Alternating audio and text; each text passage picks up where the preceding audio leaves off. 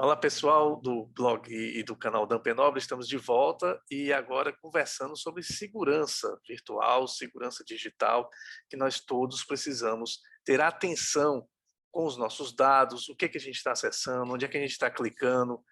E para conversar conosco, esclarecer um pouco, nos dar muitas dicas e caminhos seguros aí na internet, no uso de aplicativos, convidamos o Fábio Solini, que é analista sênior de segurança da Carpesc, que vai nos ajudar a esclarecer como é que a gente consegue navegar com mais segurança. Muito obrigado, Fábio, por nos dar essa honra de estar aqui conversando sobre segurança digital. E a nossa primeira pergunta para você, para começar, é esclarecer, deixar claro aí para todo mundo que a questão de segurança digital não é só de grandes empresas ou de famosos, mas de todo mundo que está acessando, que está utilizando a internet, não é verdade? Eu que agradeço, Daniel, a oportunidade de poder falar com a sua audiência. Sem dúvida, eu acredito que após a pandemia, o uso dos canais digitais, seja para você fazer compras, para você se comunicar, ou mesmo para você trabalhar, aumentaram bastante. É impressionante, vários setores industriais de negócios no Brasil reportaram um aumento de usuários, um aumento de operações financeiras, de acessos. Isso tudo está relacionado à pandemia que nós vivemos, né? As pessoas dependem mais, cada vez mais, de serviços online para se comunicar, para viver, para comprar, para fazer negócios. E os criminosos sabem disso e investem seus esforços em ataques cibernéticos dos mais variados que nós temos encontrados hoje, que a Kaspersky detecta aqui no Brasil, especialmente. Eu vejo dois grandes ataques hoje. Contra empresas, eu vejo ataques de ransomware aumentaram muito, e contra o usuário doméstico, eu vejo bastante ataques de phishing, que chegam nos mais variados tipos. Todos têm algo em comum. Eles têm um objetivo financeiro de roubar dinheiro, seja das empresas ou do usuário doméstico. Essa é a situação que nós vivemos hoje. Por isso a importância de você manter seus dados e seus dispositivos sempre bem protegidos. E, Fábio, uma coisa que é muito importante é que, por mais que você tenha a questão de cuidar dos seus dados e navegar com cuidado pela internet, mesmo assim ainda há riscos, né? Você viu muitos casos no WhatsApp de golpes através do WhatsApp, que as pessoas às vezes achavam estar conversando com um parente, um amigo, uma pessoa de total confiança, quando na verdade já aquela pessoa tinha sido invadida, tinha tido o WhatsApp tomado por um criminoso. Então, como é que a gente consegue ter tanta atenção, já que os criminosos estão cada vez mais eh, utilizando golpes mais sutis, né? Não tem mais tanto, ainda tem bastante, né? Como você falou do phishing, como envio de vírus, cavalo de Troia, enfim, outras artimanhas antigas até, mas essa coisa dos golpes mais simples, digamos assim, onde ele consegue com a lábia invadir, por exemplo, o WhatsApp, essa é mais sutil, né? Sim, são os golpes que se valem de engenharia social para tentar roubar seus dados, sua conta no WhatsApp, o número do seu cartão ou mesmo as senhas de acesso ao internet banking, ou tentar enganar você para que você instale algo malicioso no seu celular ou no seu computador. O WhatsApp é um mundo à parte e é importantíssimo monitorá-lo porque mais de 100 milhões de brasileiros usam esse programa diariamente. Então ele tem um alcance impressionante. E, claro, os fraudadores aí gostam de usar a plataforma para disseminar links maliciosos para campanhas de phishing, campanhas que estão distribuindo vírus, trojans, cavalos de Troia e outros códigos maliciosos. E também os ataques para a famosa sequestro de conta do WhatsApp. Ele se vale única e exclusivamente da engenharia social. Alguém te liga com uma história, né? Tentando te enganar, ou tentando convencer você a informar um código recebido por SMS. E as histórias são as mais variadas possíveis. Eles se passam desde funcionários do Ministério da Saúde tentando garantir o seu lugar na fila da vacinação, ou então proprietário de um restaurante que você almoçou ou jantou na semana passada e que eles querem te dar algo. Então, a temática é a mais variada possível, ela se adapta de acordo com a vítima e o objetivo será sempre o mesmo, fazer com que você informe o tal código. E os ataques são tão interessantes, simples, porém funcionais, eles encontraram uma fórmula até para burlar a dupla autenticação, que é justamente a proteção que nós pedimos para as pessoas ativarem, né? Para não ter o seu WhatsApp sequestrado, ative a dupla autenticação lá nas configurações do WhatsApp. Eles encontraram uma forma até de burlar isso. Nós já vimos alguns ataques onde eles conseguiram isso, dá um pouco mais de trabalho, mas é possível. E o interesse do cybercriminoso se dá justamente porque o WhatsApp é nosso programa de mensagem instantânea preferido no Brasil, onde a gente conversa desde o chefe até os nossos parentes ou fazemos negócios. E quando ele tem acesso a isso, ele vai usar o seu nome para se comunicar com os seus contatos. E aí começa as situações, a simulação de situações de emergência, onde eles pedem dinheiro. E o fato é que os criminosos continuam fazendo esses ataques porque isso é muito lucrativo para eles. Não é difícil nós encontrarmos vítimas, pessoas que perderam 2, 3, 4, 10 mil reais enviando dinheiro supostamente para um parente, para um conhecido, para um amigo, quando na verdade era o fraudador que estava usando o nome da pessoa, porque o WhatsApp foi sequestrado. Então, são questões como essa, onde as pessoas percebem a importância de você manter a sua comunicação segura, o seu dispositivo seguro, em tempos de pandemia, onde a gente depende dessas ferramentas para trabalhar, para viver, para se comunicar ou mesmo para vender. Sim.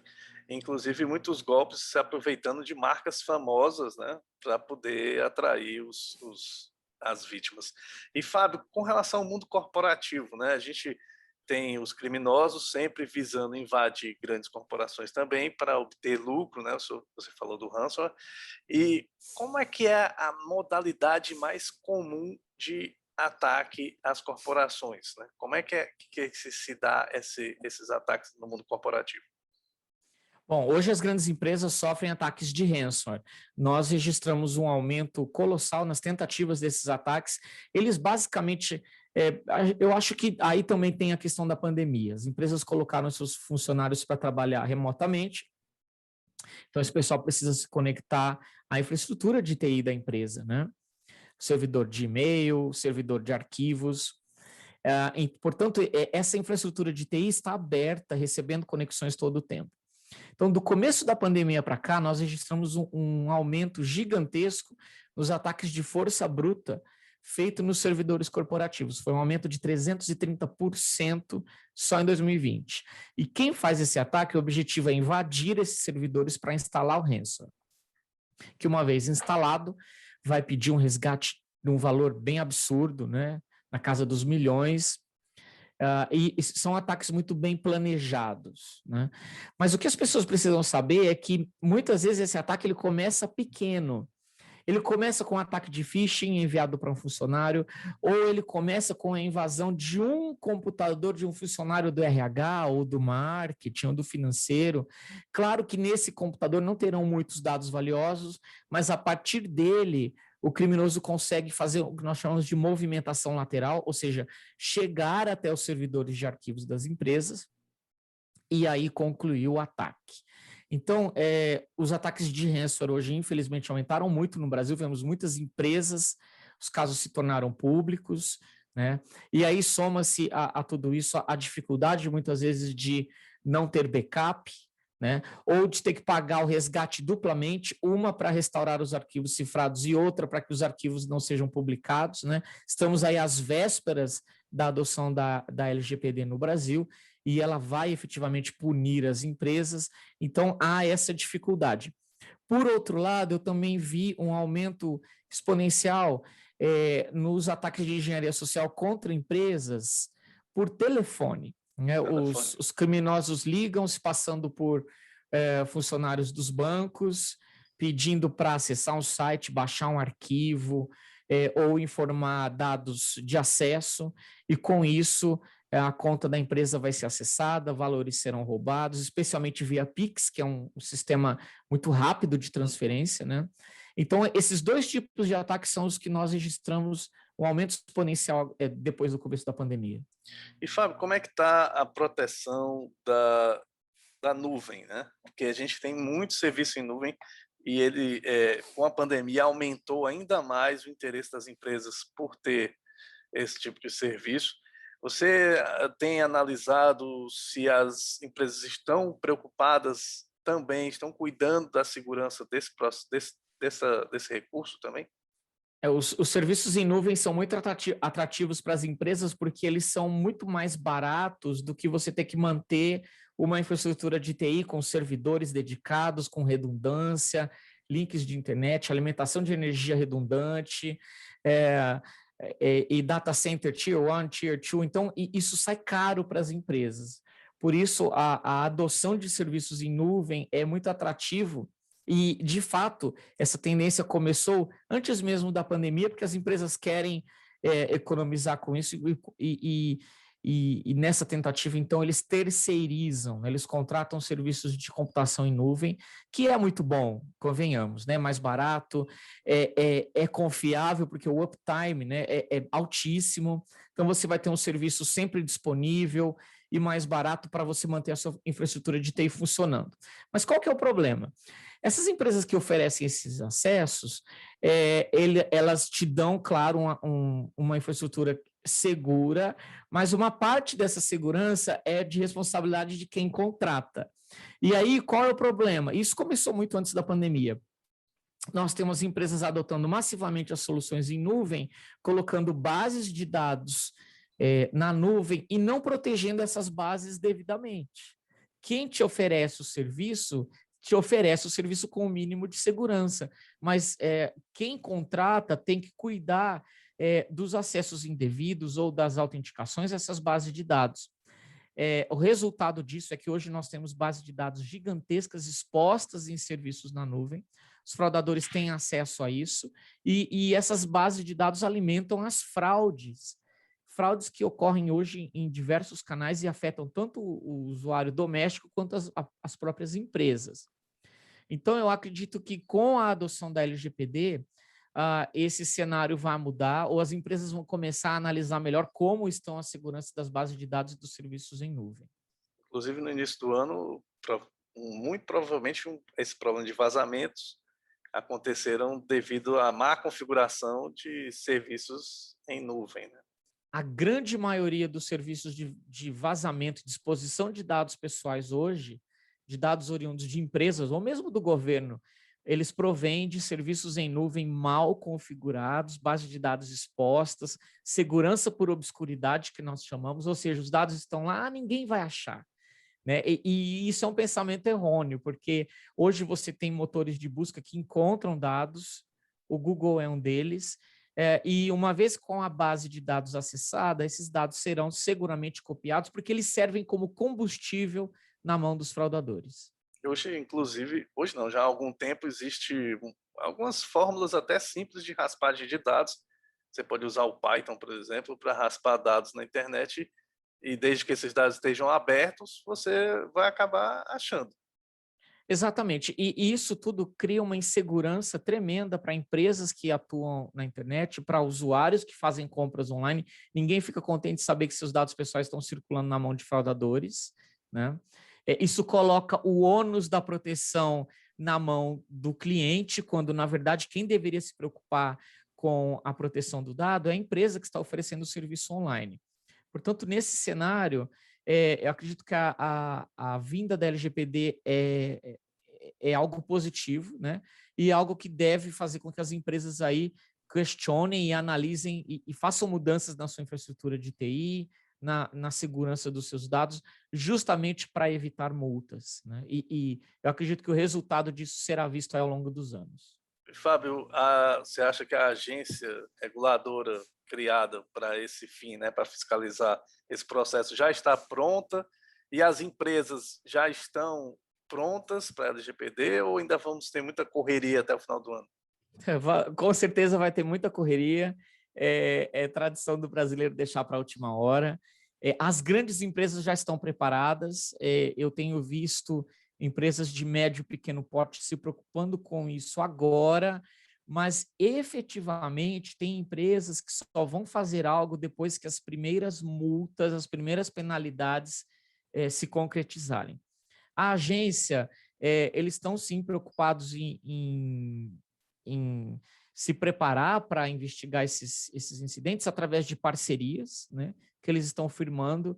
Eu imagino que no dia 1 da adoção da LGPD, claro, eles não estarão preparados, mas eu acredito que o cenário será positivo, ou seja, a agência vai cada vez mais estar preparada para investigar e para punir esses casos, e as empresas vão começar, as empresas que ainda não fizeram, né, vão começar a correr atrás disso quando as multas chegarem, né? O mesmo ocorre com software pirata, né? Sabemos que há uma fiscalização, né, disso.